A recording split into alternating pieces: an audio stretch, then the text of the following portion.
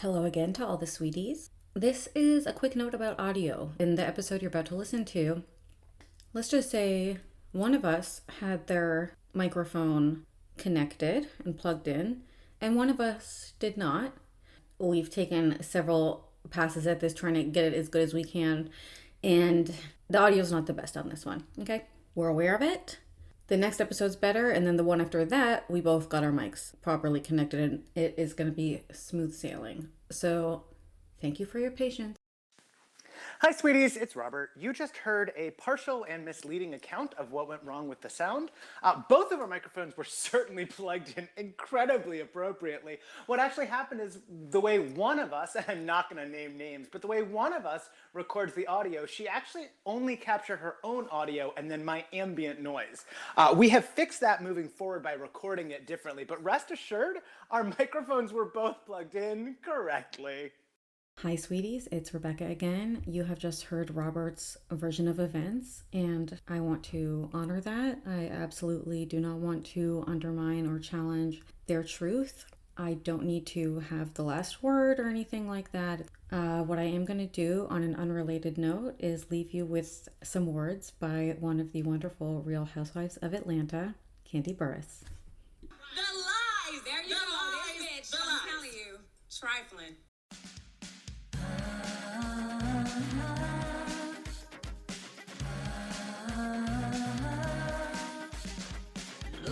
Into your podcast app, you'll see there's a discourse happening. Is this book a masterpiece or problematic? One's a lifelong diehard fan, the other's a first-time reader. Both are really smart and funny and attractive. Sweet feather, sweet feather, titans and hierarchy. Sweet feather, sweet feather, relentless focus on their bodies. Sweet feather, sweet feather, what do they mean by all American? Sweet feather, no sex, just titillation. What's happening? What's this? What's happening? Do you realize the energy you just came in with? I did. So can I... Wait, no. I'm going to need to speak right now. For the listener who's just tuned in, because I did start recording. This is not going to look good for me. And I know that you do need to yell at me, but the reason I'm bringing this bad energy is that I have not yet made my yogurt bowl. And No, Robert. Go ahead and make your yogurt bowl. But... Should I start without you? I mean, that doesn't make sense. I know you like the sounds of my yogurt scraping. What am I going to... Okay, here's... How about this? Talk to me. What I learned in therapy was that the difference between passive, aggressive, and assertive. She told me what you want to be is assertive. And what that means is you're getting your own needs met, but you're also trying to meet the needs of the other person. Great. Whereas aggressive, you're only trying to get your own needs met, and passive, you're only meeting the other person's needs. And so what I want to come to you with for us both to be in a healthy dynamic here, and for you to be at your best and me to be at my best for this recording, is there a compromise whereby you can eat something and maybe it would be less complexity or faster than the yogurt bowl? Is that an option? I love where your head's at. I mean, in the time that we're kind of unpacking, I could have made the yogurt bowl. Is the only thing I do. You could just go make the yogurt bowl. Okay, I'll be right back. I'm going to be swift like a bunny. Be right back. I'm just going to start talking. And of course I'm sorry, but I can't hear Just you. get out of my face. You can only hear me. Go. Shoo. Well, I'm just going to take this opportunity to assert my power and speak. #women talking. Loyal listeners may remember that last week I accused Robert of doing a wicked game and a power play on me where he's always late and suddenly our call is starting and he suddenly, like, the yogurt falls out of the fridge, or as you heard just now, he hasn't made his yogurt bowl and he's so frantic, and he accused me of not responding to him, which was his fault. So there was a delay, but I'll get into that after. Do not. No, now he's coming trying to listen again. No, go back to your yogurt. Shoo. No, this isn't for you. Please go back to your yogurt. I'm having a private conversation with the listener right now. Wait, are you done? Yeah, I made my yogurt bowl. Oh, okay. Well, really quickly, listener, basically what I was going to say is If you remember from last week, Robert playing a wicked game with me, this is sort of a continued thread whereby he weaponizes yogurt bowls to sort of disrespect my time. Robert, hi, how are you? Happy 4th of July, and I like the t-shirt you've got on today.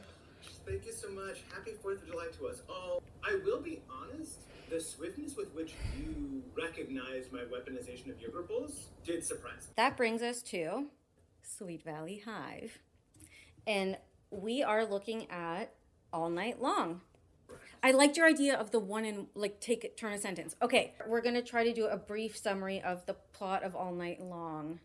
Jessica Wakefield, the beautiful blonde, perfect size 6, has taken up with a local college boy, Scott Daniels. The mustachioed Scott, whose bronze muscles ripple like the tingles of Jessica's spine, is more a man than a boy in some ways. Certainly more than anyone Jessica's ever dated. But more than a man or a boy, he is primarily a rapist. Correct. And so, from the perspective of a very brief plot summary, Elizabeth is concerned that Jessica's in over her head with this college crowd and Scott. Jessica goes to a college party and realizes very early on that it is not her scene and that she wants to get out of there. When her twin isn't back by morning, Elizabeth's fear turns to alarm. Where is Jessica, and why has she stayed out all night long? But if the Wakefield parents discover that Jessica hasn't been back by dawn, she'll be in unbelievable trouble. And she might actually... That's it, we're done. fail Test, yeah, and there's a test. the Okay, that's good. Wait, we have to... How do we solve the problem? We gotta get to the end of the plot. So you want to actually say what happens? Okay, so I'll say that. So what happened? Let me just do it. Let me just finish. Okay, so basically what happens at the, again, I can't stress this enough, level of paraphrasable summary, because there's a lot of things to be questioned here, okay? And we're going to get into it. But what happens at the level of plot is Jessica's out all night. Elizabeth's absolutely losing her shit. They, in the morning, have to take a test to be tour guides for the summer. So they're trying to get a tour guide job at Seckle Lake or something for the summer. And supposedly the twins have been really looking forward to this. And there's this test they have to take to qualify. And the concern is, not only are the parents going to catch her being out, but she might miss the test. So what happens is Elizabeth fills in for her to trick the parents into thinking Jessica's home. Elizabeth goes to school dressed as Jessica, takes the test first as herself, and then is later going to take the test as Jessica. Midway through that, Todd and Elizabeth have a huge fight. Elizabeth completely breaks down, so then she takes the test as Jessica, but she's so upset that she fails the test.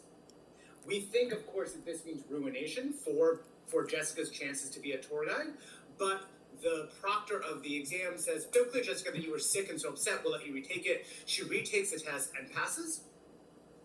Meanwhile, there is also a surf competition happening. This big rivalry between Bill and Sunny, and we don't know who's going to win, and then Bill wins. The last book ended. We're in chapter 14 of book 4.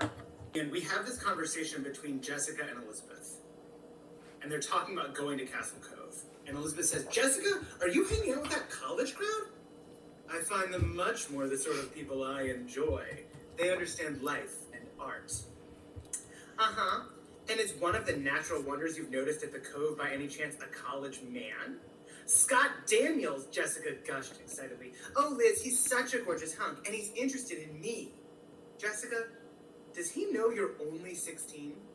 Totally irrelevant. He's interested in me for what I am. And with that, Jessica packed up her tote and headed for Castle Cove. Elizabeth watched her go, fearful of what this new adventure might mean for her impetuous twin. Jessica, in love with an experienced college man, meant storm clouds would be gathering soon. And all Elizabeth could do was hope that the inevitable winds would not shipwreck those close to her sister, including herself. Jessica with a college guy? Elizabeth fears her twin has gotten in over her head this time. Is she right? Find out in Sweet Valley High number 5, All Night Long. So that, for me, sets us up for what I naively believed was a very low stakes kind of, oh, Jessica thinks she's a grown up. Is she really a grown up? She's dating a college guy. Let's see what happens. Even though there was all that ominous imagery about the storm clouds and the shipwreck, and we get it, I'm naive, and I want to stress this again, I was completely naive and idiotic to believe this was going to be like kind of a lighthearted romp where like maybe they would have like different age mismatches. Where like, I mean, because we've all dated someone older, so we know that like sometimes it's like, oh, you're talking about your favorite thing from childhood, and like you mismatch on that because you're different ages. I thought it was going to be kind of that lighthearted thing. Oh, how wrong that was.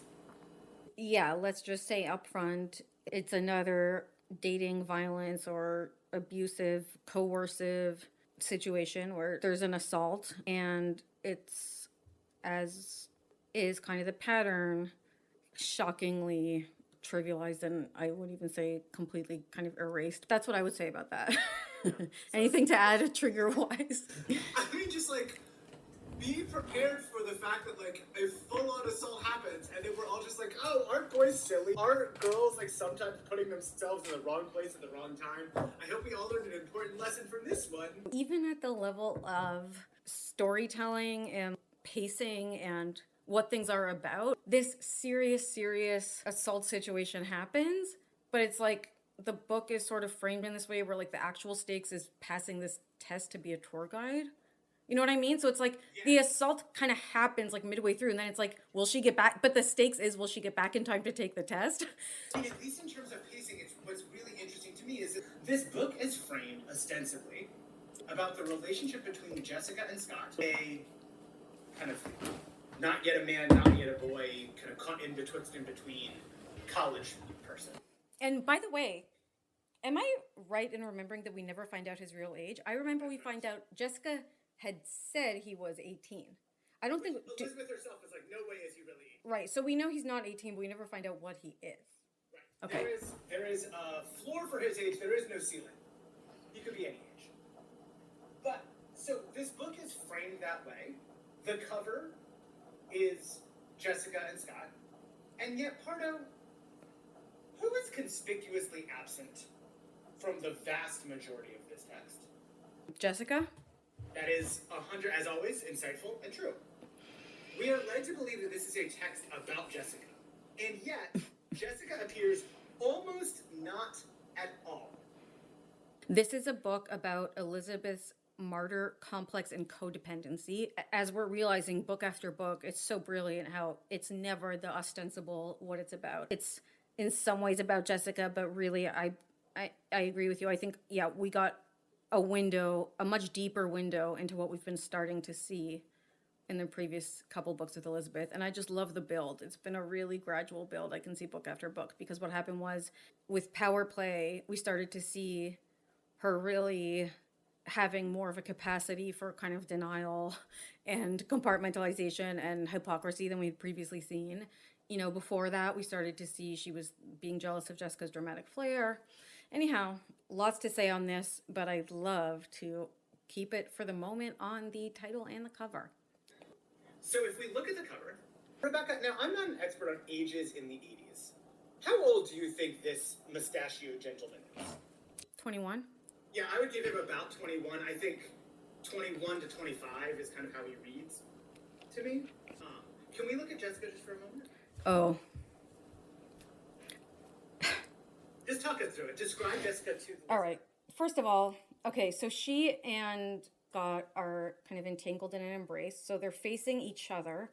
He has his arms wrapped, it looks like, around her waist, and she has her arms kind of gently resting on his arms. Their bodies are facing each other. Their faces are turned towards the viewer. The most glaring signifier in this image for me is Jessica is wearing a bikini top and has a shirt half on, half off. It looks like a button-up, sort of maybe gauzy beach shirt type of thing, and it's kind of coming off her, you know, it's on one shoulder, and I did notice, Robert, you actually, I don't know if it was last week or week before, you were lamenting that you hadn't seen Elizabeth's right shoulder yet. And I noted that this time we saw Jessica's right shoulder and there is no mole. So I was hoping that would give you at least some satisfaction. The only other thing I really would add is that her hair is, more tousled than typical, I think. And so also kind of contributing to a sense of sexy disheveledness.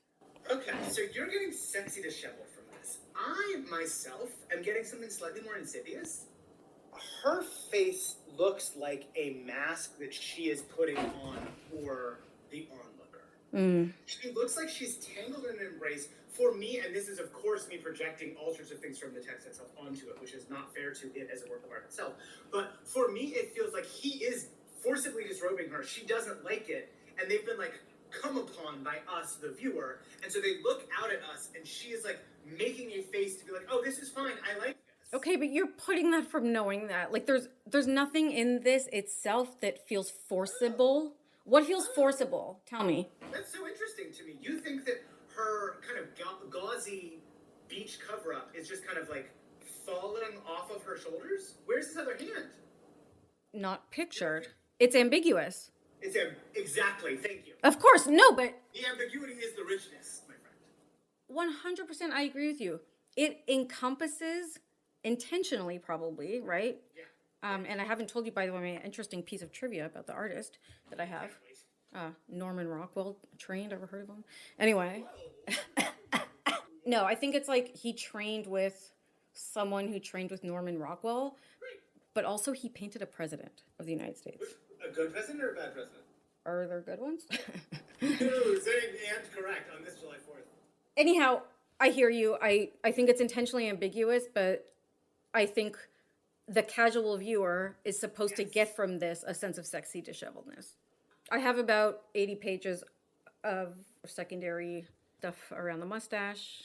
Is it appropriate to bring that in now? We gotta jump into the mustache, and we gotta jump in with both feet. Throughout history, in different cultural contexts, for different people, the mustache is a powerful kind of social signifier.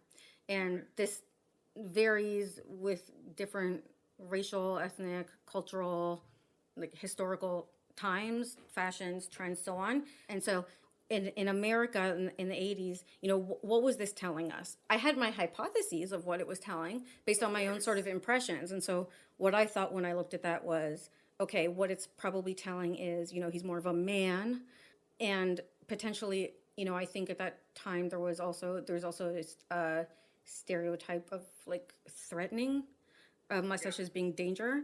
So that was my kind of initial thinking, but I wanted to learn more.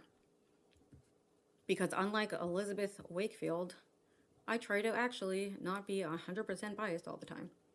One thing I learned is that for some men in the gay community coming out in the 1980s, mustaches were an iconic symbol of identity inspired by singer Freddie Mercury. An article in Esquire pointed me to the work of Dr. Alan Peterkin, author of 1000 Mustaches, A Cultural History of the Mo, who says, like all facial hair, the mustache is cyclical. But during periods of unpopularity, the mustache has been associated, we can think of it as 3 Fs: fiends, fops, and foreigners. And this is from a perspective of mainstream white majority and aesthetics and style. It seems to me like with Black men in America, the mustache has been more of a consistent style that's less associated with these temporal changing trends and signifiers and stuff. But a big symbol for this, of course, is Burt Reynolds. Okay? Ooh, yummy, yummy. Now, I also noticed, and I don't want to get us too far past the cover or too far past the sort of reading of the mustache, but if there's one thing I learned in graduate school, it's you cannot look at signs in isolation. You have to look at constellations of co-occurring signs. So he is wearing the mustache. We could think maybe that's trying to be like a Burt Reynolds type or a certain type of masculinity, but what other social lexicals are co-occurring with it? Now, I looked into what kind of car does he drive, and it's a Firebird. Watch this. It turns out that the Pontiac Firebird was the car driven and made hugely popular by the movie Smokey and the Bandit, starring who? Burt Reynolds. And so there is a way... Oh my Okay, and who is the bandit in this movie? What is his persona? He's this, hyper masculine, rugged criminal who, the story is he's illegally transporting beer. Oh my gosh. Okay. Director Hal Needham referred to the car as a character in the movie. After the debut of the film, the Pontiac Trans Am became widely popular, sales doubling, blah, blah, blah. I do think there's a way in which Scott is sort of doing a bit of a Burt Reynolds cosplay. Could we call it drag? I love that. There is a way in which Scott is doing Burt Reynolds drag, and I agree is going to provide us with some beautiful, beautiful parallels that comes up again and again. So that's all I have on the mustache for now. Now, in the 60s, there were only 2 other cars made in America that had positive traction and independent rear suspension and enough power to make these marks. One was the Corvette, which could never be confused with the Buick Skylark. The other had the same body length, height, width, weight, wheelbase, and wheel track as the 64 Skylark, and that was the 1963 Pontiac Tempest. And because both cars were made by GM, were both cars available in metallic mint green paint? They were. I think we're ready to kind of head into The title? first chapter. Oh, the title, shit. Robert. I think we're ready to head into the title. Come on, Bunny. All night long. All night. So let me just say it. All Night Long by Lionel Richie came out in 1983. Thank you. Okay. Thank you. That being said, I actually think this title has more, as you would say, resonances with You Shook Me All Night Long, which came out in 1980. Oh my gosh. I did not even, wow. Listeners, you are hearing brilliance in action. I was so... I showed up. This is like the text itself. I showed I up. was so lured into the Lionel Richie resonances that I completely missed You Shook Me All Night Long, which is that AC/DC? That's right. The reason I was, as you probably were, interested in thinking about these lyrical influences and sort of the circulation of this phrase at the time, what it may have conjured. All Night Long is a euphemism for sex. I used this in my initial plot summary because it's so wild, but it actually came from the back cover, and I have to read it to you. So, Elizabeth's fear turns to alarm. Where's Jessica? Why has she stayed out all night long? That gave me chills because it's like, it's really saying it without saying it and sort of implying that it's almost too horrible to be spoken or something. What you've done so beautifully is brought us kind of 2 companion pieces. And All Night Long, All Night by Lionel Richie is like a happy, fun, we're dancing all night, we're partying in the streets fiesta. And that, I think, is, of course, what Jessica was hoping for. You Shook Me All Night Long has a level of violence to it. Talk about doubling. But just this idea that the juxtaposition betwixt, like, the happiness of All Night Long by Lionel Richie and there is a violent, you shook me. Oh, it's absolutely violent. It is violent. She was a fast machine. Yep. She kept her motor clean. Yep. She was the best damn woman that I ever seen. She had the sightless eyes telling me no lies, knocking me out with those American thighs. Well, and it's positioning her as the sexual aggressor. She was the fast machine. She shook me. She came to me with her thighs. What could I do? And there's a really powerful line that I'm sure you noted in the book when Jessica's saying, Scott, what are you doing here? Or you're whatever it is. And he says, he goes, you and me were the same. Yeah, you get what, right? Too soon. Only reason I'm mentioning it is because I think as far as where does the agency lie, what that song is doing and what he's doing, there's some notable parallels. All right, keep going. So we've got to get into chapter 1. And don't worry, we're not going to get far into chapter 1 because, as always, I'd love to start with just that first sentence. What do you think? Do I look sophisticated enough for Scott? Jessica Wakefield stood poised before the full-length mirror in her twin sister's bedroom, chin thrown back, her lovely features arranged in a languid pout. Most immediately, what is Jessica concerned? If she looks sophisticated enough for Scott. If she looks sophisticated enough for Scott. We are starting this scene with a young woman staring in the mirror, hypothesizing how others will view her, considering her audience. As she always is. As she always is. And already thinking, What will they think when they gaze upon me? I just had a chill. Can I say a reading Please, that I just, show me. when she says for Scott, that's a double meaning. For him, he is the target of her sophistication. Like, she wants to be sophisticated and for him to think she's sophisticated. Also from the perspective of his friends, the girls, college girls around, sophisticated, Elizabeth, anyone else who doubts her being mature. Does she look sophisticated? For Scott means to be with Scott in the eyes of multiple other audiences. And so she's bringing to bear on this multiple potential future audiences. And it's so important that we consider that one of those audiences, sure, maybe Scott, but it's, again, he is a thing she does to figure herself out and enact all of these other battles. She positions this as if, like, oh, do I look sophisticated enough for Scott and for, like, the public at large to perceive us to be a match? Like, the natural analog of that is, do I look too young for Scott? Will people think Scott is a perv for being around me? But she doesn't get there. It's all like a fault within herself. Either she does or doesn't look sophisticated enough. There is a line that I recall later in the book. Would I be allowed to mention it if it is relevant to what you just said? Thank you.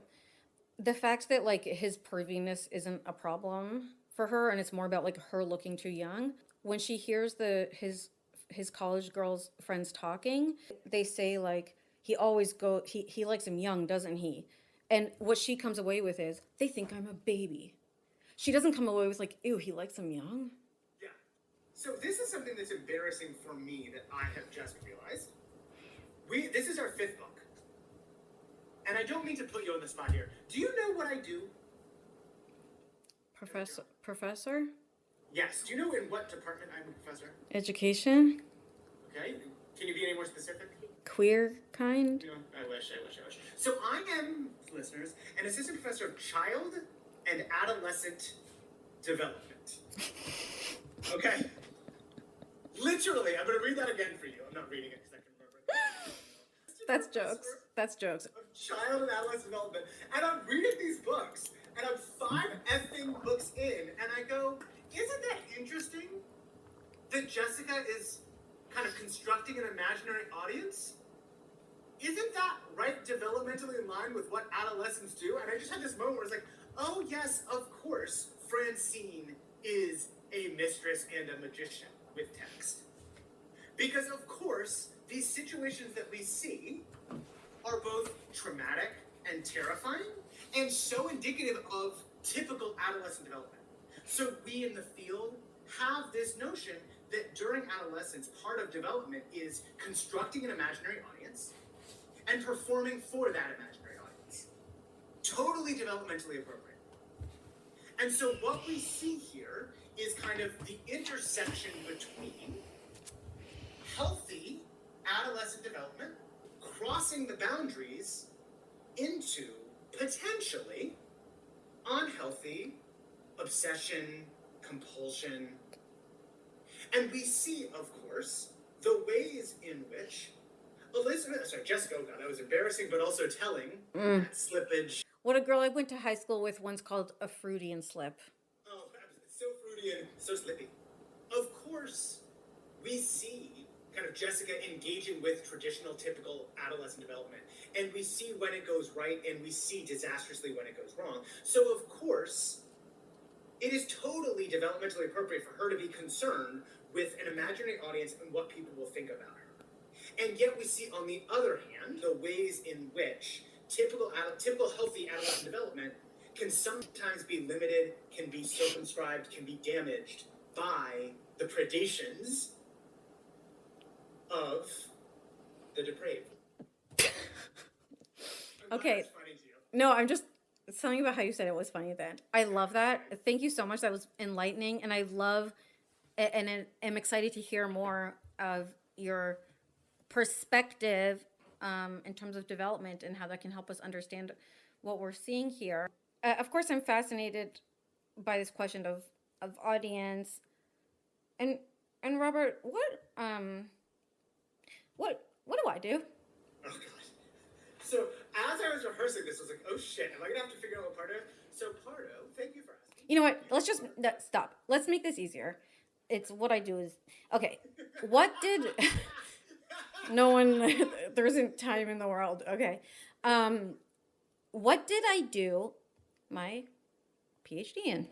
Oh, okay. Well, I mean, I've read your dissertation, so that will help me some. Oh, and what is my dissertation about?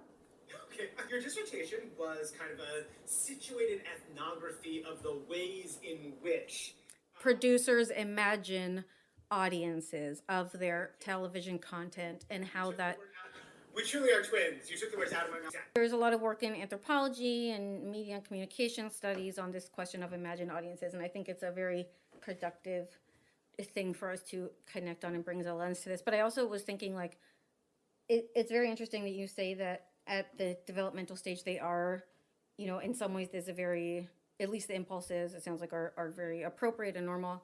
And so would you say that by that token, if someone was like 39 and sort of spending upwards of 10 hours a day kind of just recording nonsense for the purpose of a sort of theoretical, hypothetical future listener, would that be like developmentally kind of normal or To shy away from the word normal. typical? It's the word typical and atypical. Okay, typical. So would that be typical? Yeah. So in this case, I would say it would. So I would have to say. Let's chew on that. Let's chew on that. All right, let's keep it going. Jessica is looking in the mirror and asks Elizabeth, what do you think? Do I look sophisticated enough for Scott? Elizabeth glanced up from the notepad she was scribbling on. Brooke Shields, you're not. Besides, why do you care what Scott thinks? Okay, Brooke Shields, you're not. This book came out in 1984. The movie Pretty Baby came out in 1978. And the movie Blue Lagoon came out in 1980. So Pretty Baby in 1978 is Brooke Shields as a child. I believe she was 12. And she plays a child raised in a child prostitute. Brooke Shields later wrote her Princeton dissertation partly about adolescence and this movie. And of course, she has a documentary now called Pretty Baby that's looking at kind of the media and her sexualization as a child and everything else. But what I think is interesting about it in this particular case is just highlighting this aspect of performance and drag. So she says, Brooke Shields, you're not. Brooke Shields was the child actor. She was acting in this role of sex worker and putting on something where there was a gap in that, right? And so the same way you pointed out that, you know, Jessica doesn't say, am I sophisticated enough? Do I look sophisticated enough? It's not about being that thing, it's about acting that thing. Even on this first page, there is so much eye work. Elizabeth's eyes narrow in suspicion. Jessica cuts Elizabeth dead with a look of defiance. Her eyes, which normally hovered somewhere between blue and green and could go either way depending on her mood, glittered pure emerald fire. Elizabeth says to Jessica, and just how do you plan on getting away with it? It being going to that all-night party at the Cove. Mom's not exactly blind, you know? This idea of seeing, of sightlessness, echoes, of course, from the sightless eyes of You Shook Me All Night Long by AC/DC. I need to say something about the mirror of it all, okay? This is now, I don't know how many previous, but I think there was at least 2 or 3 previous to this book where the first line is Jessica basically like seeking evaluation. Jessica looking in the mirror and talking to another person in the room and drawing their attention to her reflection and starting the conversation that way. So like, oh, I'm so ugly. Oh, I'm so fat. Oh, I can't believe it. Like whatever it is. And seeing this so many times, like something hit different for me this time. And I think it was this piece around like the fact that the way in which she engages people, the mirror makes literal that she's not asking them to look at her. She's asking them to look at a reflection. So there's an element of distance. There's an element of remove. And this piece of like triangulation. Okay, forgive me, but I'm going to bring in semiotics, okay? Semiotics, to our many listeners, is the study of signs, how signs get interpreted.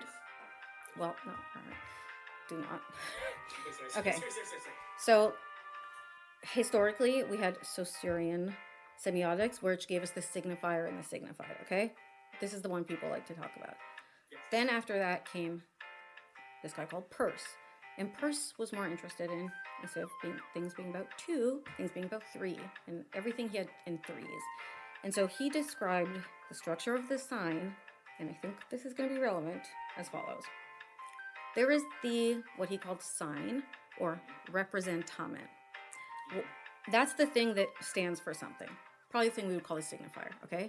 So in this case of Jessica looking in the mirror, that sign is the reflection. That's the thing that is doing the signifying, okay? The object is what the sign stands for. Now, at least on the face of it, the object of that reflection in the mirror is her. Like, what does her reflection stand for? It stands for her. Okay? Then the third piece of this triangle of sign relationship is what he called interpretant.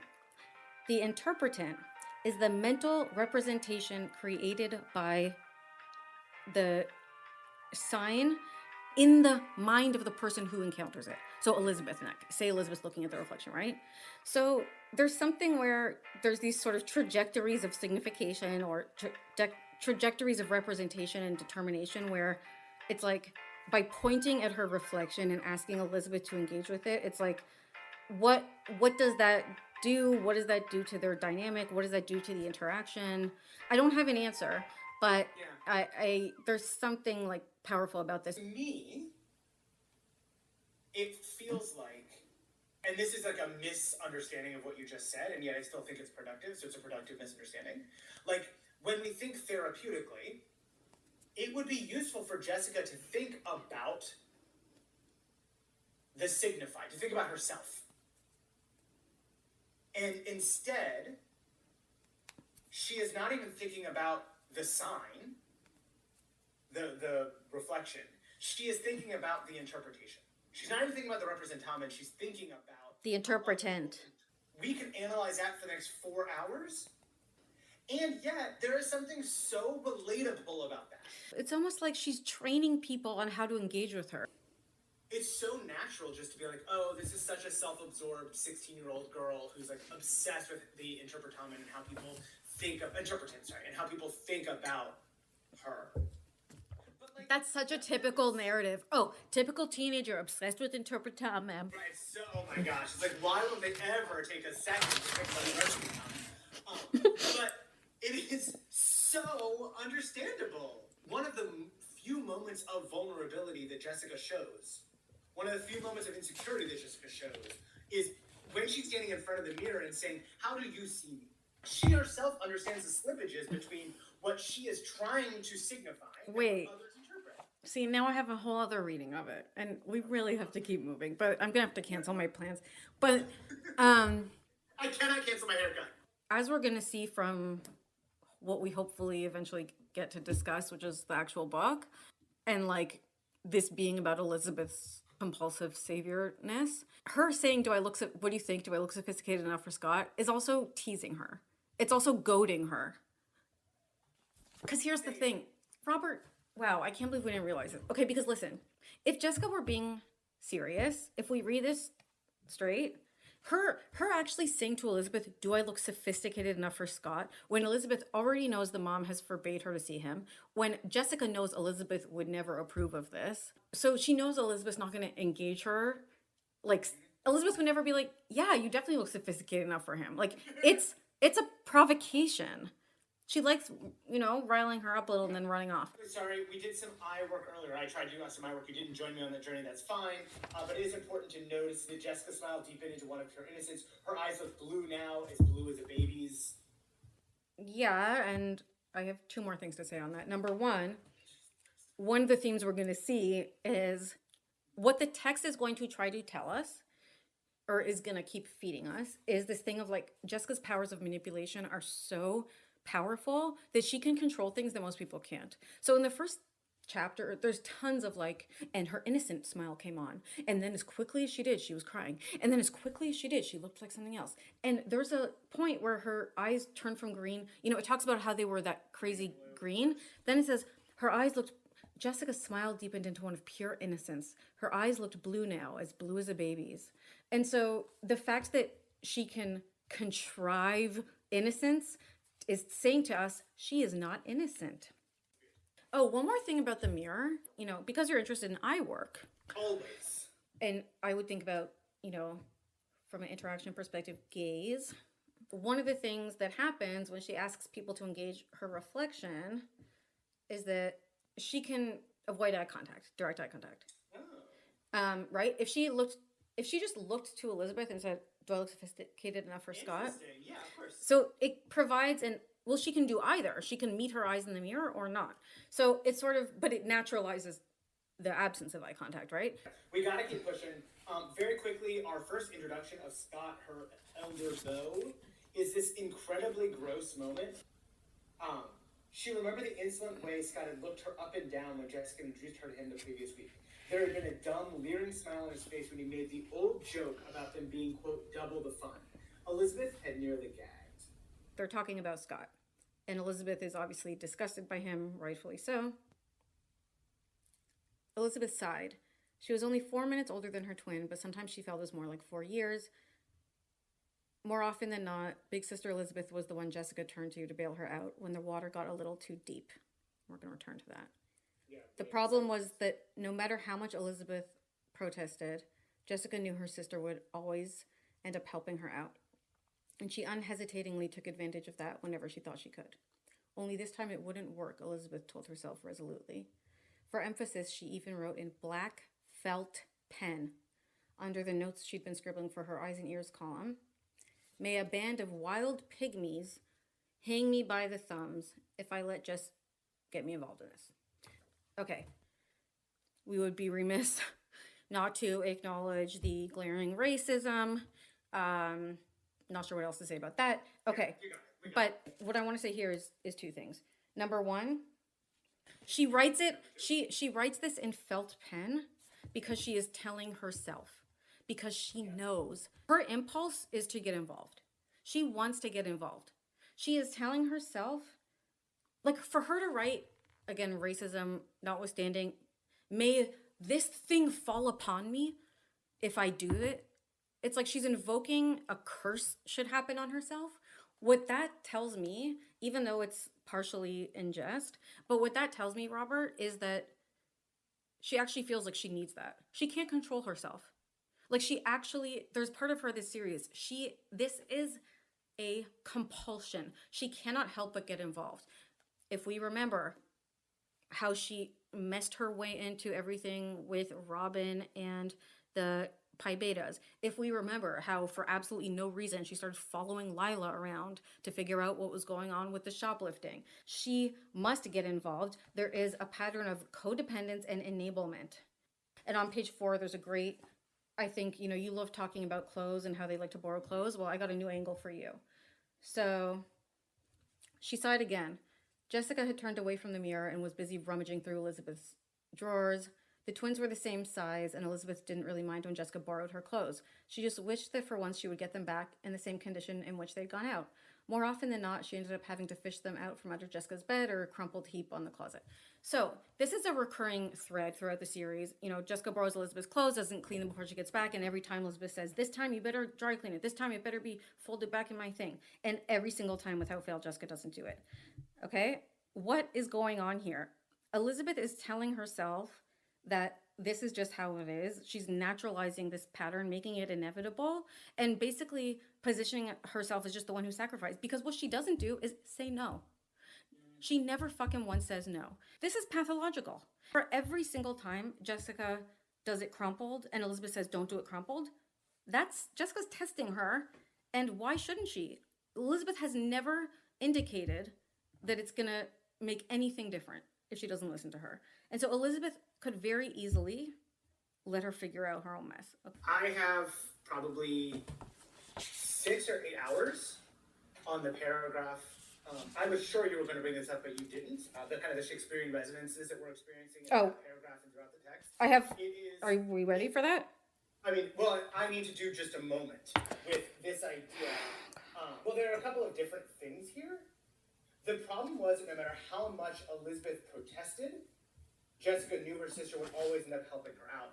I mean, protesting too much, of course, calls to mind Queen Gertrude's line from Shakespeare's Hamlet, "The lady doth protest too much, methinks." That is spoken, of course, and you know this, but for some of our listeners may not be as well versed. No, I don't. Pun intended. I don't remember this. So Gertrude says this in Hamlet during the time that Hamlet has staged a play within a play. He is putting on a play within the play of Hamlet, The Murder of Gonzaga, in order to ensnare his father's murderer. He's laying a trap that relies upon artifice and acting and pretending to be someone you're not to solve a problem. Obviously, resonances later with Elizabeth's Jessica drag. The literal phrase, "the lady doth protest too much," also means like, oh, she's making such a big show of saying no that she doesn't mean it. Which has so much resonance with kind of the push and pull relationship that you've skillfully pointed out that Jessica and Elizabeth have. I agree with everything you said. Obviously. I didn't know that Hamlet thing. Again, about the sentence, the problem was that no matter how much Elizabeth protested, Jessica knew her sister would always end up helping her out. This line shows us the first of many sort of logical fallacies that Elizabeth likes to tell herself. So let's just listen. What is the problem here? The problem was that, okay, no matter how much Elizabeth protested, and what is she protesting here? Helping Jessica out of whatever scrape she's in. Jessica knew her sister would always end up helping her out, okay? So what is the problem? Is it that Elizabeth continues to help her out? No. The problem is Jessica knows Elizabeth will keep helping her out. So Elizabeth is framing it to herself as like, the problem is that Jessica knows I'll always do it. No, the problem is that you always do it, girl. If I may build on your Shakespeare stuff. So, you know, in the last book, I think we started to see, in Power Play, we started to see Elizabeth talking about, in several of the books, there's been talk about getting in too deep, things being too much, too deep, all of that. Okay, fine. But specifically, we've started to see Elizabeth in the context of her getting implicated to help Jessica out or help someone out, sort of getting in too deep and over her head. And this started to ring alarms for me, which I believe I have started to raise. What it brought to me was Macbeth. Okay? For the listeners, Robert and I went to undergrad together at Brandeis. We both studied English. We took a bunch of classes together in anthropology. Did we take Billy Flesh's Shakespeare class together? We did not. I'm self-taught in terms of Shakespeare. Okay. One of the insights that really stuck with me from Billy Flesh's class that I think about a lot, and that was triggered for me when Elizabeth started talking about being in too deep, is, all right, Macbeth Act 2, Scene 2. Macbeth has just murdered Duncan. He hears a knock at the gate. Whence is that knocking? How is't with me, when every noise appalls me? What hands are here? Ha, they pluck out mine eyes. Will all great Neptune's ocean wash this blood clean from my hand? No, this my hand will rather the multitudinous seas incarnadine, making the green one red. So here what he's saying is, he's worried about getting caught. He's just killed Duncan. He's saying he has so much guilt that the whole ocean can't cleanse his hands of being red. Okay? Then Act 3, Scene 4. He says, he's killing more people. He says, I'm in blood, stepped in so far that should I and wade no more, returning were as tedious as to go o'er. So what Macbeth is saying here is he's in too deep. And the metaphor here, right, is that he's so deep in the ocean that to go back would be as tedious or as hard as to keep going. And I remember sitting in class and Billy Flesh saying, guys, think about that literally. Think about being in the ocean and you're however far in, and you look back at the shore and you say, well, that's pretty far. I might as well just keep going. That is wrong. Okay? Go back to shore. Like that is, you missed something here, okay? And it's and what he pointed out is that is a really central sort of fallacy in Macbeth that he keeps telling himself and that propels him to keep going deeper and deeper and deeper. And Elizabeth does, precisely the same thing. At any given point, she tells herself that she's in too deep when she absolutely never is. She tells Todd a lie when she absolutely never had to. She takes the test for Jessica when she didn't have to. She dresses up like her at home when she didn't have to. She didn't have to do any of those things. And of course, we're going to go in detail, but she continues to, at every point, tell herself that lie because she gets some sick joy out of it. Yeah, so she's like Macbeth. I love this. I mean, your well-selected quotation about like turning the seas incarnadine is really important and has resonances with this text for a number of reasons. I read from the first page that note, mom isn't blind, which has resonances with the plucking out of eyes. And I will say it is a distant C plot, or maybe a B plot. But like, what is one of the main, where do we turn our eyes at the end of the text? We turn our eyes to Great Neptune's Ocean, which Sonny and Bill try to tame. So it's so interesting that there are water metaphors throughout this text, water metaphors throughout Macbeth. There's the idea of the green ocean turning red. We've seen Jessica's green eyes turn to fire. It does feel like Kate Williams was literally like, hey, you know what I'm going to do is I'm going to take some like key Shakespearean moments. Well, we know she was studying Shakespeare. We all know. I mean, and we would know it if we didn't know it. When Elizabeth's asking Jessica how she's going to get away with sneaking off to see Scott, and she says she told their mom that she was going somewhere with Kara, Elizabeth snorted. Save it for the judge at your trial. I've never heard anything so pathetic in my whole life. That seemed pretty harsh to me. Like, this sounds like a sort of run-of-the-mill Jessica scheme, and sort of a run-of-the-mill Jessica lie also. Like, her saying that was pathetic. Then they're arguing, and Jessica says she's jealous. And then I think there's a really important line where Jessica says, I can take care of myself. And Elizabeth says, the way you took care of yourself with Bruce. And that line really, really spoke to me as indicating the way that Liz is kind of weaponizing her support of Jessica. And I was thinking, well, that also sort of explains why Elizabeth has this pathology, because what does it give her? Control. So, because what happened last time, Jessica sort of couldn't see all this stuff about Bruce, and she couldn't see how he was manipulating her, and Elizabeth had to help her see that. And that is true, but that doesn't give Elizabeth the right to throw that in her face now and say that she can't make her own future decisions. There's also just so much victim blaming and all that. Like, the way that you took care of yourself with Bruce, like, oh, Bruce was terrible. the actor there. Like, it's terrible. Okay, and then we have this scene where Elizabeth is at the beach and their friends are there. Jessica's gone off with Scott, told the parents that she's on this other thing. And Todd asks her where she is. And then it's like, Elizabeth was at a loss for words. She knew Todd disapproved when she covered up for her sister. And then Enid says, Kara, because she could tell she's uncomfortable or something. But there is no reason she needs to tell him that lie. Like, it becomes like increasingly ridiculous, because not only did she not have to cover for her, she didn't have to pretend to be her. She didn't have to then extend this lie to the kids at the beach, which there's not really any reason to do that. It's not like her parents are right there or something like that. And then to not tell Todd is just completely unnecessary. And so she's just continues to weave this web for herself and then act as if it's like she's her own, like, I don't know what the metaphor is, but like she's the spider kind of thing, you know? Yeah, it's just this abdication of agency that we see time and time again. It's like, oh, what could she... Like, she's in this terrible situation where she doesn't want to lie to her boyfriend, but she doesn't want to tell the truth about her sister. And it's like, you're not in a terrible situation, Elizabeth. You're in a very simple situation that you're making more complicated for no reason. The irony is, like, if she stopped doing this, right? The consequence for her... So say she tells him the truth. Say she lets Jessica fall on her own, right? She doesn't cover for her. Jessica gets found out, she gets in trouble.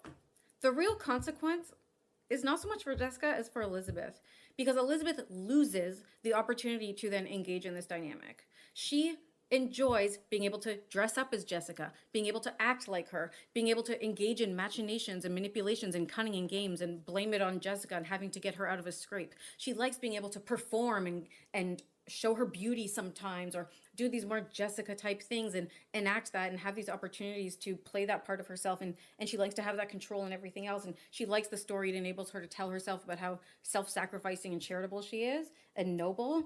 And so if she were to actually ever set a fucking boundary with Jessica, that would all go away because Jessica would stop asking her to do it. So it's all for her. She likes this. She needs to keep it going. Like there's a line where it's like Liz has this instinct that Jessica can't handle herself, whatever that means, and that Liz needs to be worried. And it was like she was worried. She was worried that this time dear Jessica was in over her adorable but careless little head. It's like so. But Jessica is in over her adorable but careless little head. But there's a delight in the But there's a delight in the condescension. Right? She doesn't. It doesn't just say it was worried about Jessica. She was dear Jessica. Right? That's ironic. Dear Jessica was in over her adorable but careless little head. Like, that is giving hostility. She is right that Jessica's in trouble. But the thing is, the way in which she was actually in trouble was being out there with Scott, which wasn't what Elizabeth helped her with. So she didn't actually need to do anything in the sense that the stuff she did only saved Jessica's ass in terms of being found out at home and missing the test. She didn't actually help her.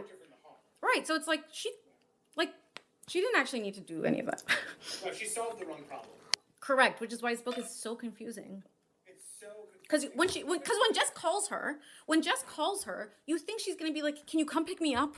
I know. But it's like, "Don't worry, I'm coming. Something happened. Like I'm late, but can you take?" It's just crazy. Anyhow.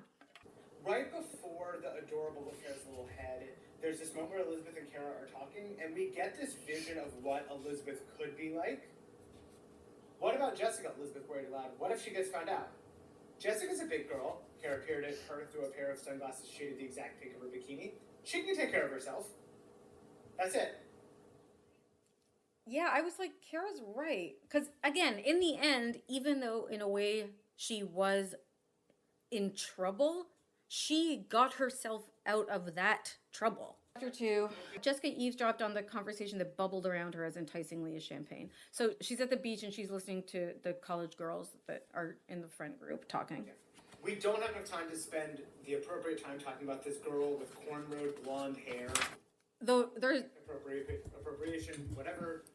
There's a ton to say on that. The one thing I'll really quickly say, it's another mention of play acting as an actor. So they say you're Bo Derek. Right? So it's another kind of drag.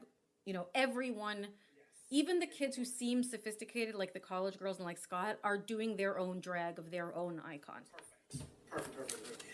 Jessica, of course, is doing her own drag. She felt distinctly out of place despite her efforts to appear as bored and sophisticated as the other girls. She kept her eyes shut, pretending to be asleep. She hooks one leg over her strategically bent knee and shifted slightly to a more flattering pose, just in case Scott or one of the other boys happened to be.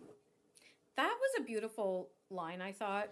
It really struck me because I felt it really conveys the awkwardness of the movements she's doing and just that, like, she really can't enjoy herself. She's, like, all she's doing is sort of, she's always just posing. It's also just so relatable.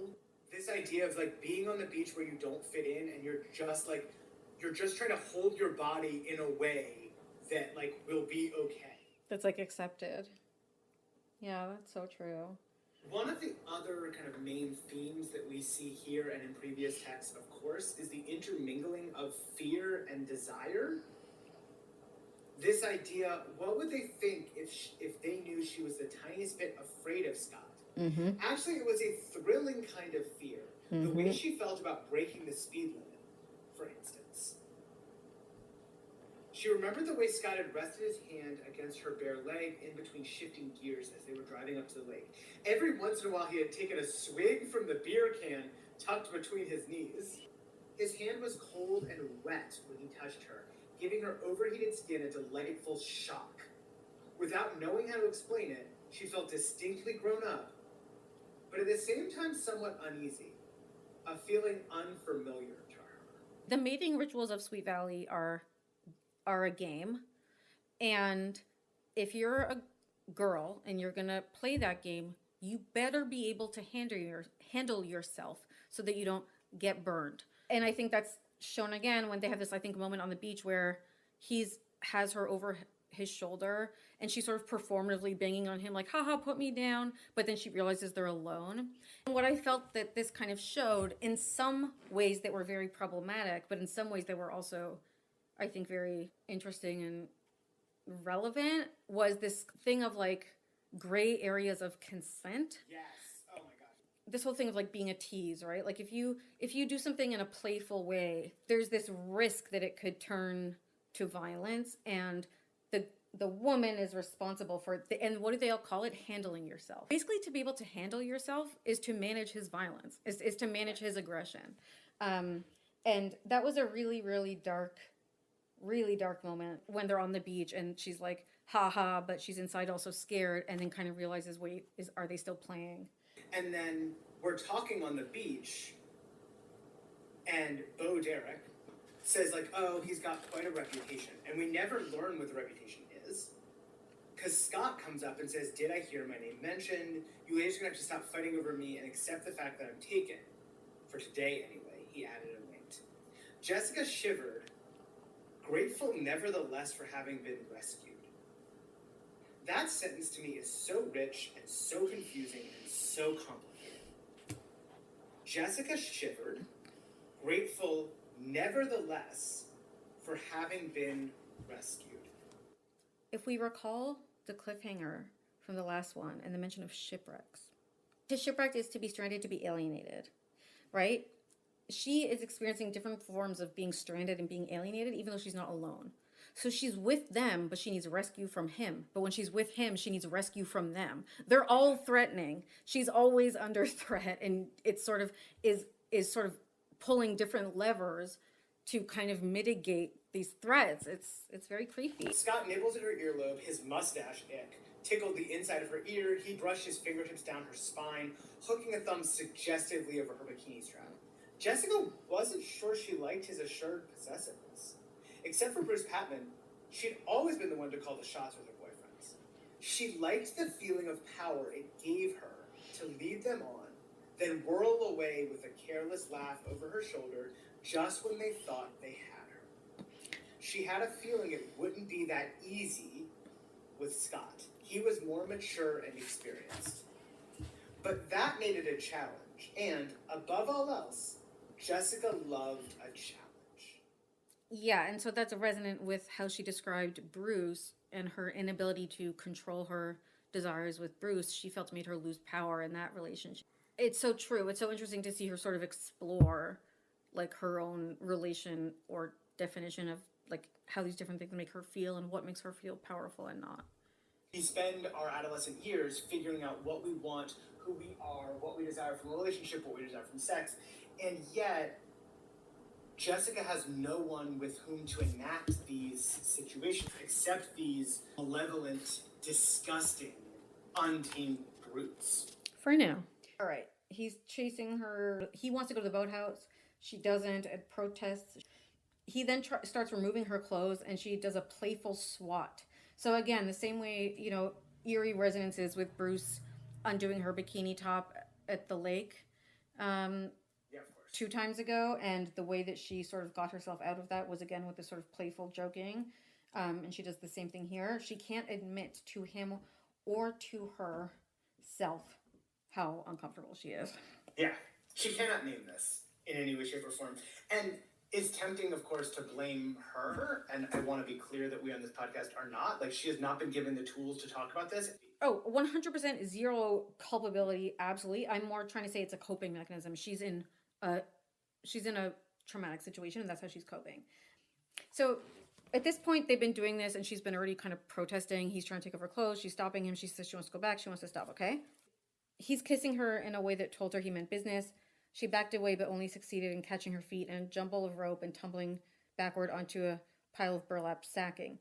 Scott, she held out an arm to ward him off, but he mistook it for an invitation. And then he descends on her and attacks her.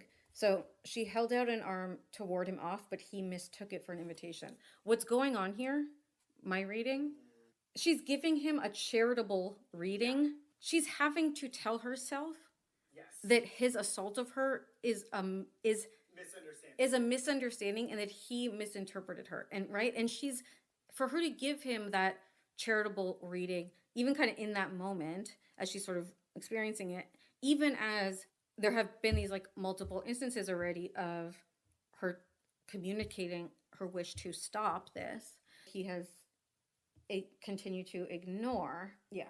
Because obviously he didn't mistake it for an invitation. Hey, you're really something, you know that? Scott hooked his arm around her neck, drawing her close.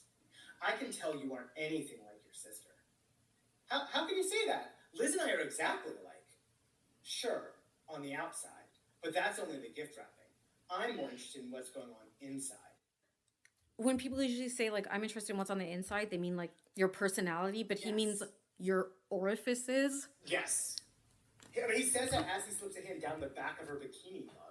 But this idea that in this moment of stress and uncertainty, and she's even more nervous than she knows, she clings to this idea, Liz and I are exactly alike. As if that will rescue her. As if, like, she can invoke the name of her sister as some kind of protective spirit to say, like, oh no, like, I am repelling you by the power of my Lizziness. I also thought it was her saying Liz wouldn't deserve this, so I don't deserve. Like, if we're alike, I don't deserve this. I love that reading. Jessica says, if you don't take me home, I'll tell my parents you tried to... And then she can't finish the sentence. Scott's only reply was a harsh bark, animal-like, of laughter. Go ahead, Jessie baby. Tell them. Tell them how you lied to them so you could sneak up here with me. Tell them how you just happened to be in the deserted boathouse, practically naked, when I came along and tried to take advantage of you. Sorry, baby, it just doesn't wash. So, brutal. It's so gross. It also, like, very much doesn't pass the sniff test in 2023. Like, yes, she could be almost naked in a boathouse and you still shouldn't rape her. But in 1984, I think this is such a reasonable... Like, I could see Jessica being like, oh shit, I really can't call my parents because I did lie to them to be here, and I am in this situation. They will blame me. And is the book not kind of telling us that that's the correct perspective? I mean, she does end up getting punished because she has to, first of all, just endure this, and then she sleeps there all night on this uncomfortable cold floor, and she's upset and traumatized and everything else. And then she never mentions it to anyone, or it gets considered to be a problem. So I would say based on that, like, from the book's perspective, that is kind of what happened. She got in over her head. She thought she could play with the big kids, and she flirted too much. And you know what? She's lucky. She's lucky it wasn't worse, as he said. Yeah. There's this weird moment where you can't just leave me here. How will I find my way back? Don't worry, you'll find a way. I have a feeling you can do just about anything you set your mind to, Jessie baby. He's saying you had agency here. You made this happen. Yes. What's interesting is the way that she processes it. She says, it was all his fault. He practically kidnapped her, for heaven's sakes. It would serve him right if something horrible happened to him on the way back, like stumbling into a bear trap. Because she knows there's no societal consequences for him. There's no justice system route to take. There's no even telling your friends and family and them having social recrimination. Like, there's going to be no community reaction, so maybe he'll fall. Maybe nature or God or the universe will intervene, because that's the only way he'll have a consequence. If I may, at the level of plot, just to be clear for the listeners, basically, they went to the beach party, then they went to a house, and he's too drunk to drive her home, and he said, we're all going to sleep over, and she's basically stranded. There's no phone, there's no ride home. She ends up sleeping on the floor cold after he attacks her, but there's a part where he abandons her in the woods and basically says, find your way back. Right. And there's this moment where she's first blaming him and says it was all his fault. And then she's like, oh shit, if only I hadn't dropped out of Girl Scouts, I would have known what was going on. And then she goes, why had Elizabeth let her drop out so easily? She could have convinced her to stay if she'd given it half a try. Like, does not have the language to understand her own role in what is going on around her. It's also the sort of conflation of agency with culpability, because it's the difference between saying, I caused this to happen, I'm responsible for it, or if I wouldn't have done X, Y wouldn't have happened, right? So it's like saying, oh, say you call me and tell me to come over to your house, and on the way there, I get hit by a car and die. It is true for me to say, had you not invited me over, that would not have happened. But that is different from, you are responsible for this, this is your fault. And what Jessica is doing is struggling through that, because what she's saying is, if X, then Y. She's saying, and that's true. Maybe that's true. If she wouldn't have dropped out of Girl Scouts, or even if Liz would have encouraged her to not drop out of Girl Scouts, maybe she would have some skills and she would, like, right? I felt this moment of her putting blame on Elizabeth is really powerful. I think there's a lot of layers, some of which you touched on. It felt very realistic to me in terms of, and I'm not a psychological expert, but from what I've seen in certain movies, what happens to people when they're in a panic, and the way anger becomes a vehicle for panic or an expression of panic. So, for example, in one of my favorite shark movies, Open Water, based on a true story, this couple, of course, it's so sad. They went scuba diving, they counted them wrong, they ended up whatever. Like, what stands out to me about that movie that I saw probably 20 years ago, what I always remember about it that was so powerful was the sort of cycles of their panic and grief, and how it gets expressed at different moments in these different ways. And like, it's like first they start panicking and then they turn on each other, and it's like, well, why did you do this? And they start parsing, well, if you wouldn't have done this thing, then this wouldn't have happened. That's your fault because you were supposed to, and I told you. No, you didn't. So, and you were supposed to find the boat. So it felt very real to me that in a moment of panic, she puts her energy on, let me just find something to get angry at. But the thing is, what she really sort of should be mad at, or maybe wants to be mad at, is Scott. But it's like I feel like with Liz, it's like a deflection off of Scott, because like you said, not only can she not articulate the ways in which she's involved in this, she can't articulate the ways in which he's responsible for this. She couldn't even let him be accountable to that one specific aspect of that attack. She had to say he misinterpreted her gesture as an invitation. So if she can't even acknowledge that, it sort of feels consistent to me that when she's huffing and puffing through the woods and freaking out, like she's just been violently attacked. Right. There's a component of rage that needs to go somewhere. And she even says, like, she says, damn Scott, damn Elizabeth, damn everybody. There's a moment where she wants to break a bottle of wine over Scott's head. So she says, like, oh, I left my sweater in your car. Can I borrow the keys? And he goes, no dice, baby. I know what you do with those keys if you got your hot little hands on them. I'm wise to you, Jess. You know why? Because we're alike, that's why. We want what we want, and we don't care how we get it. And this is another moment for me that is so interesting. It's similar to the earlier thing where he's talking about, like, y'all aren't alike at all. That's the gift wrapping. I want the package underneath. Like, it is obviously deeply disgusting. Like, this is a gross, hideous thing to say. Yeah, the idea that, like, he's saying you're more like me than your identical twin. Yeah. Yeah. I having permission to highlight a moment at the beginning of chapter 4? Absolutely. Thank you so much. And of course, listeners, it's not as if she actually needs permission from me. She has agency. It's more of just kind of opening the Fatica channel. I'm not in control here, certainly.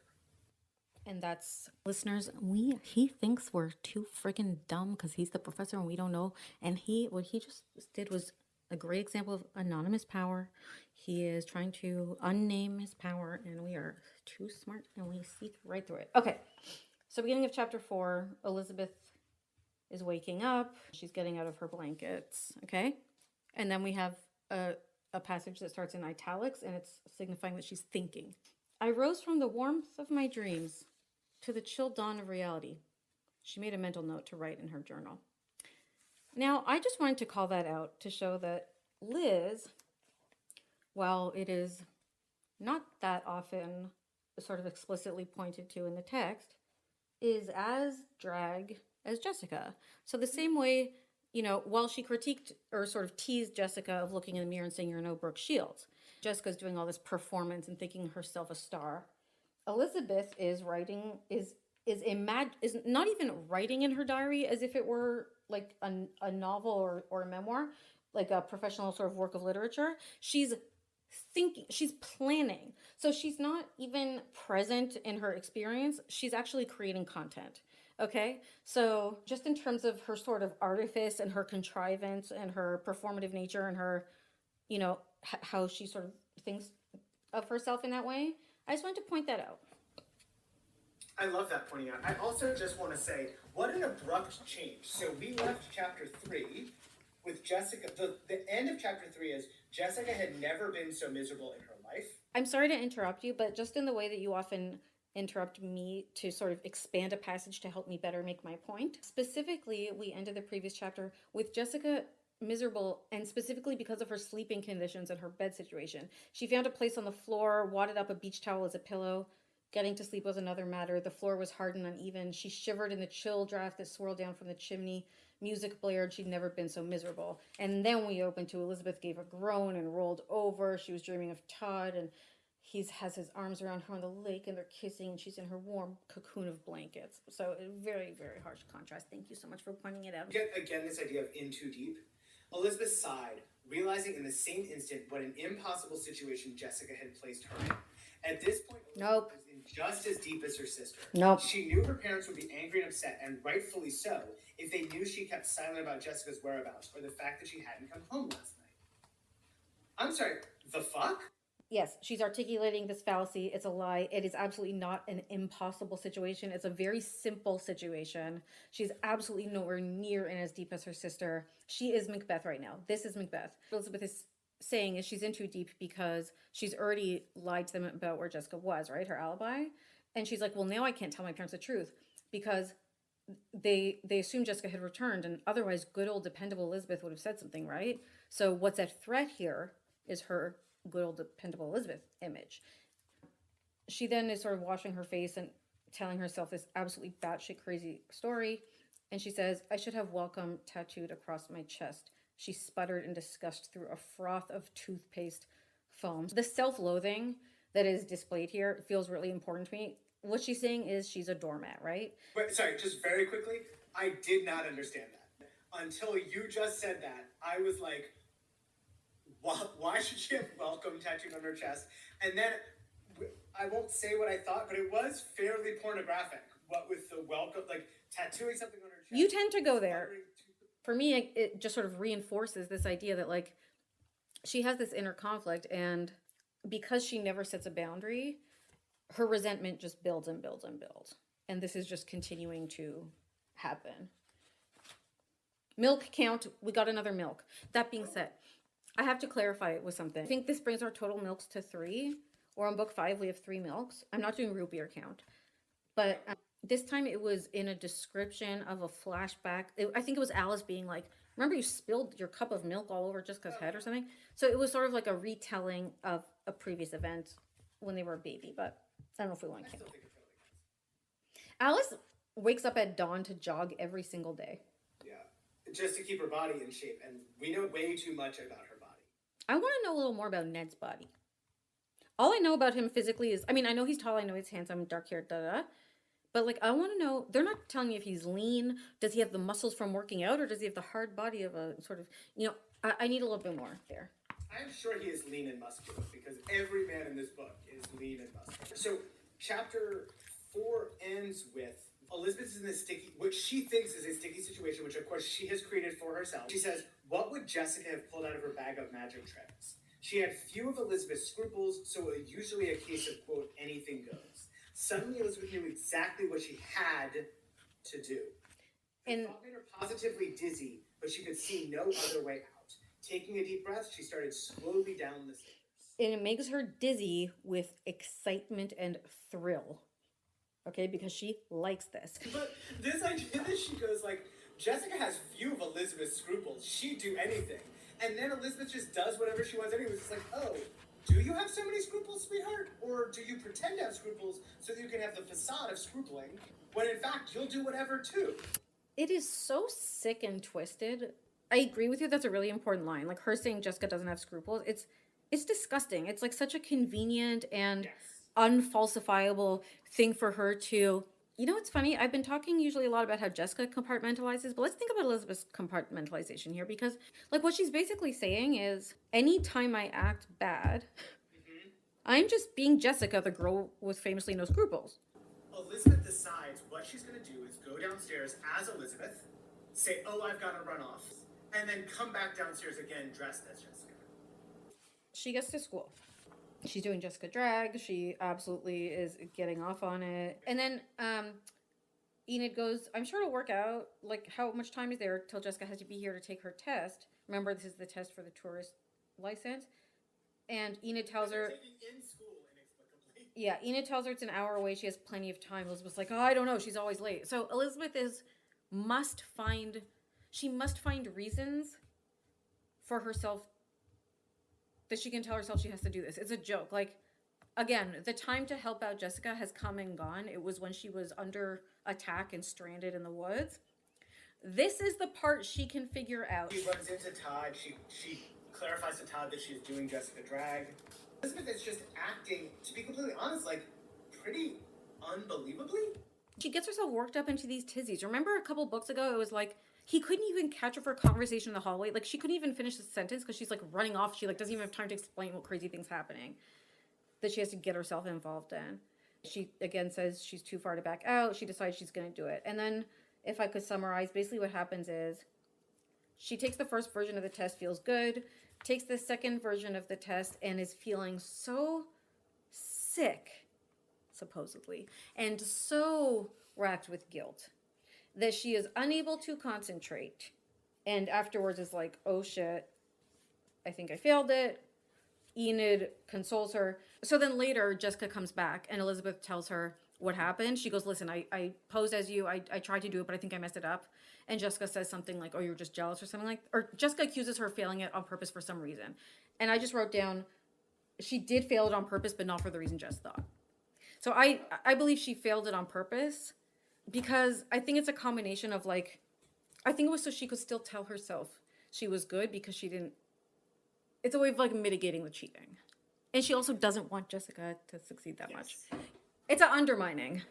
I read it, she fails it on purpose because that gives her the chance of autonomy for the summer. It gives her the chance to have her own identity and not be Jessica's twin. It gives her the chance to actually just be the tour guide on her own. Okay, that's a much sort of deeper, that would be a much deeper layer. I didn't see that. She fails it and the proctor is like, oh, right, you seemed so sick. so hard. You were so sick, I'll let you retake it. And she does. I need to talk about Elizabeth and Todd making up. They have this moment of resolution, and basically he says to her, listen, we've both been grade A jerks. Let's just not apologize, move forward. So neither of them apologizes, which, okay. And she tries to apologize. He's like, no apologies, and gives her a little kiss on the nose. But then she says, you were right, Todd. I never should have cheated on that test. I knew it was wrong. That's why I got so angry when you told me off. And he says, sure, it was wrong, but you did it for the right reasons. You were trying to protect Jessica. She's your sister and you love her no matter what. Yeah, love does funny things to people. So he's really colluding, but it really gives them an easy way to sort of wrap that up and say, doesn't love do funny things? I did it for the right reasons because of love. It's like, no, she did it for really fucking twisted reasons. Yeah.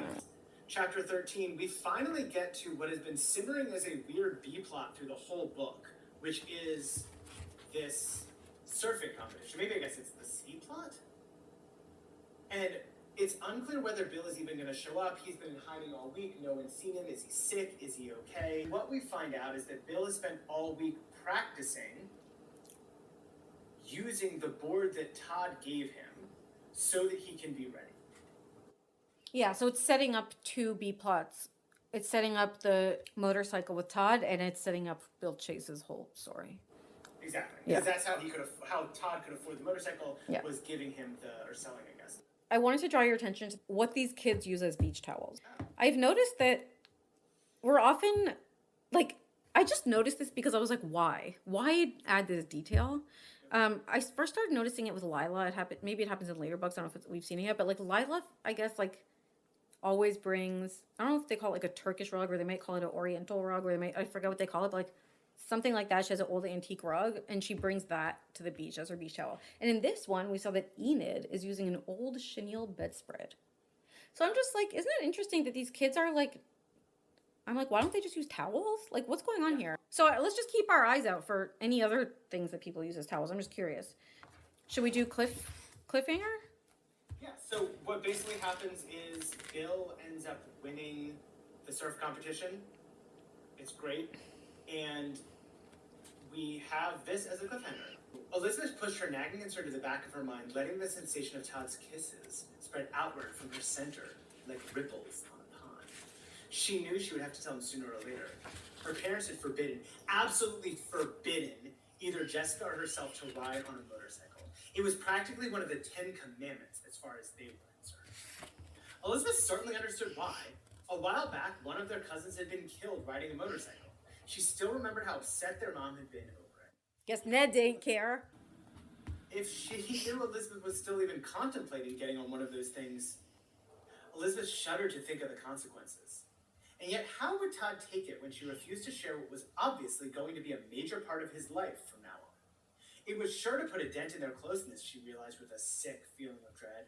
Dent. I'll bet you'd look cute in a crash helmet, Todd murmured as he twirled a lock of her hair about his finger. Crash. Maybe I'll get you Could have just said helmet. Sorry. Elizabeth killed any further conversation on the subject by whining Killed. his neck and kissing him with such fervor that he fell backwards onto the sand.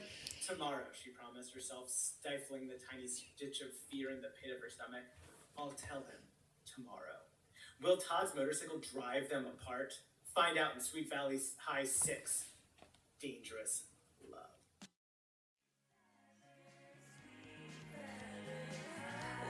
Thanks for listening to Sweet Valley Hive, hosted by Robert Marks and Rebecca Pardo.